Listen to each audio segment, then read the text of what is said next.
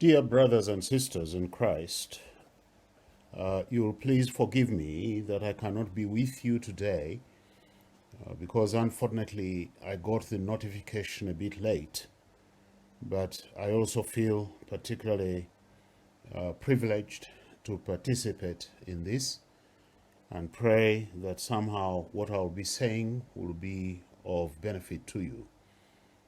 My name is John Senyonyi, and I have been probably introduced. Former Vice Chancellor, Uganda Christian University, but now retired. But I've been very much a part of the education revolution, and so I'm privileged that I can even participate in this manner, recording. And I want to thank our brother Vishal. I want to thank Andreas and many others that have worked on this to allow us to put it together.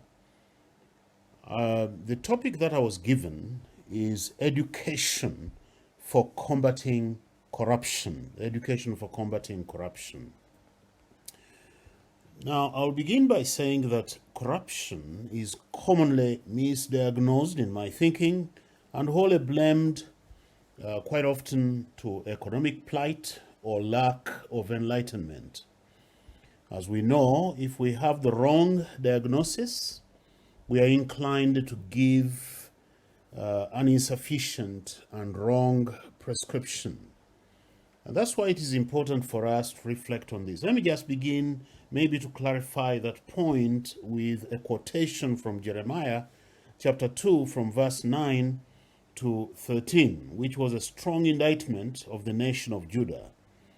And says, "Therefore I still contend with you, declares the Lord, and with your children's children I will contend.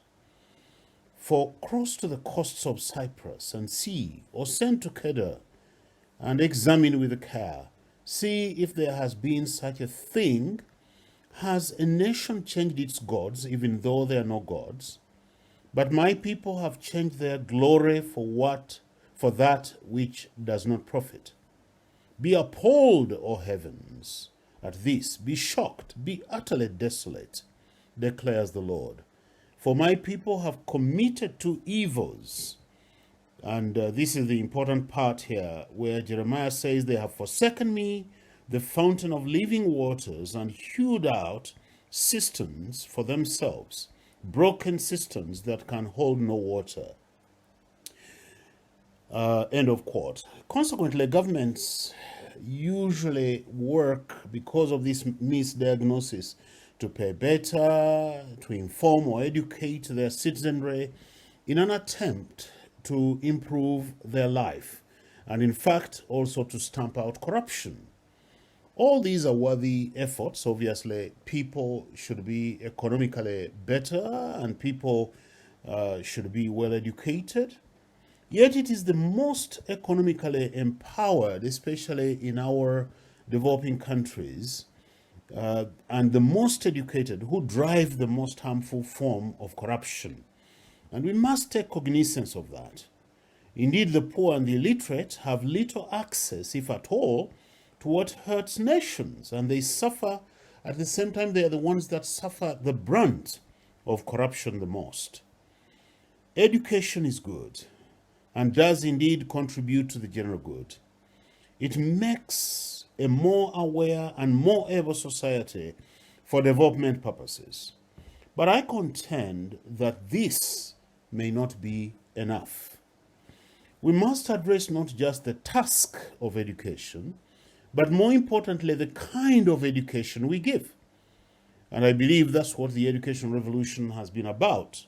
And in particular, what biblically faith-based education entails. After all, the Christian has the least to worry about truth, however it may be revealed. So we should not be fearful at all when we are confronted or when we confront truth wherever it is. I remember years ago reading a small book by former Secretary General of the United Nations organization, and the little book was titled, "All Truth is God's Truth." And that to me was very telling. I want us to understand and be on the same page concerning understanding education. What is education anyway? What kind of education is best equipped to combat corruption? As already implied, the secular definition tends to focus on informing and skilling our subjects, and those are the students. Secularism, in that way, has emasculated education of its essence and therefore its soul. This is too narrow, leading to neglect of the principal aims and to misapplication of education. We either construct an education with a soul, or we are left with an education without a soul. The education without a soul will, as it has been said, sometimes and doubtfully attributed to C.S. Lewis, it has been said, it produces clever devils. It is imperative that any fight against corruption restores the soul of education. The origins of the word university also give us some instructive point, because university actually refers to the totality of the body of knowledge. In other words, when the student comes into a university setting, or in this case we can say all education, that student should be exposed to the totality of the body of knowledge, rather than a restricted aspect of education. And if I can carry on with that particular figure of a university should not exclude an area of learning in the search for truth, insofar as that knowledge can be attested to be true.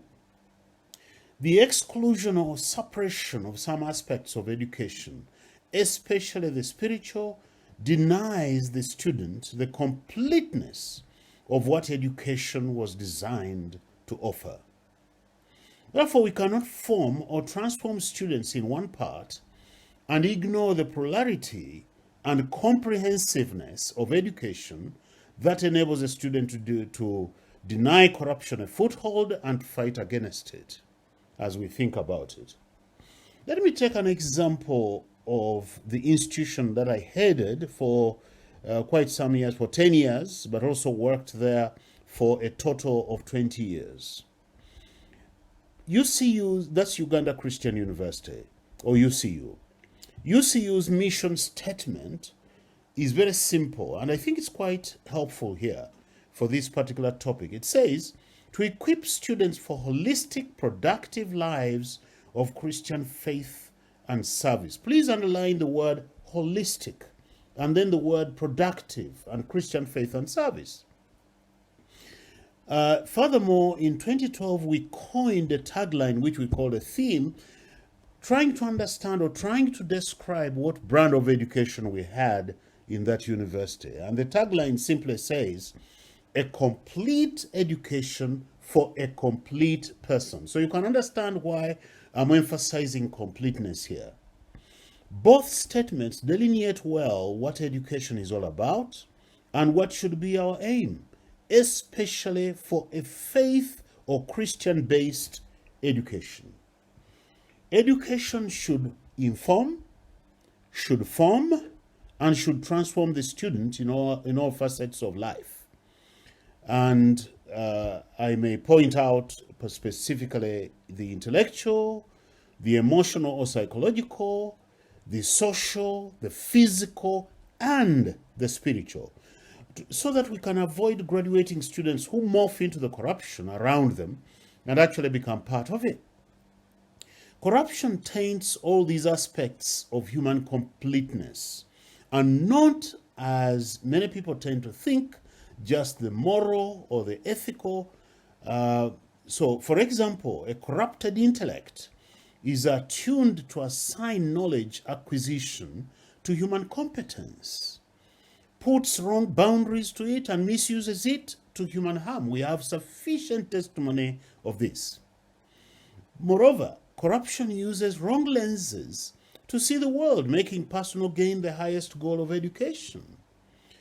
whether it be pleasure or it be financial benefits, material benefits. That really is what corruption does. It is corruption that views others as a source of gain or pleasure rather than as precious gems made in the image of God. As Christians, we must emphasize this, that the person that is before me, the person that I'm serving, was created like me in the image of God. Therefore, I would contend that the spiritual is actually the binding cord for all the other aspects as it places education in the right perspective. The spiritual makes education beholden, indebted, obligated to the one who gives the power to discover and to know, and makes him, that God, the goal of education. The spiritual, particularly informed by the Bible, leads to truth-seeking and submission to God's truth as it is, even if it is uncomfortable with us. Jesus himself taught us that only the truth sets us free. And may I add that only the truth tests the test of time, and stands the test of time, I beg your pardon. And only the truth about us can and will triumph over corruption. Now, my experience in higher education has given me a lot of lessons to reflect on. In the first place, at Uganda Christian University, we did find that there were so many testimonies from students and employers about our young graduates. Because we know very well that our young graduates are frequently challenged in a corrupt world. Corruption itself quite often appears as who you know, as the way to get yourself a job or to get yourself favors. We've heard of demands for sex favors or money to be included in a short list. There are also workplace compromises, where our students, our graduates, when they are working maybe in public service or even private service, they find themselves compromised. Like an accountant being asked to make up the books different from what the books say. I do remember meeting one young man, one of our graduates, somewhere in town, who told me and extolled the value of the kind of education we're offering, and in particular, the courses which we call foundational courses. This young man said he took the classes simply because they were required for him to graduate. But no sooner had he gone out of the university than he realized that they formed his thinking. Furthermore, many employers have talked about our young graduates, talking about their character, which is what a Christian university or a Christian institution should be producing, teaching about their teachability, their humility, their willingness to serve, and many other attributes that are very important for us and that come out of a Christian university or a Christian education. Now, the Christian university may have largely the same curricula. All it adds is some faith-based courses and programs, like I've referred to the foundation courses, which allow for Christian information and formation. Employers will most often focus on the qualification of papers a student carries or a graduate carries when they are hiring, but at work they realize they need more than papers. They need a person. There is an interesting dictum that I have come across, and I think there is some truth to it, and it says, people are hired for their papers, they are fired for their character. So, my dear friends, restoring the soul to education means making moral transformation a principal part of education. And this can be got nowhere better than in spiritual formation for our students in biblical, engaging with the scriptures, engaging with the Bible, and seeking to be transformed by it. It means if we are to do moral transformation, it means integrating our faith with learning and service. It also means seeing the student in his or her completeness and educating every aspect of the student's human life. It also means preparing the student for work as a vocation. Many people don't make the difference between vocation and job. My own difference that I make between the two is that a job holder works to earn a living, but a person who does work as a vocation is a person who is there because they feel the calling and they feel the passion and they feel the love for the people that they serve. And so we need to be able to prepare students for that, because if they are going to serve people, then they will least likely get involved in the corrupt practices around them. But it also means that for us in our education, the being intentional and unapologetic about restoring education to how it was first crafted and delivered by the church. In Uganda, education was the modern education was introduced by the church. And therefore, we must not allow the church, and when I say the church, I mean all those that call themselves Christian, that are evangelical, that love the Lord Jesus Christ. We cannot give up the responsibility of ensuring that our education prepares a student to go out and work and combat and fight the corruption that is in the world, but also that there should be that consistency for the student. And that will only happen if we are intentional in everything that we give the student to do. So, my dear friends, those are my few comments that I thought I would bring before you. And once again, I'm sorry I can't be with you, but if we are to have an education for combating corruption, it is inevitable that we are intentional and we are unapologetic in giving our students at all levels an education that is truly Christian, truly transformative, truly formative. May God bless you, and I wish you everything good in what you're doing. God bless you. Thank you.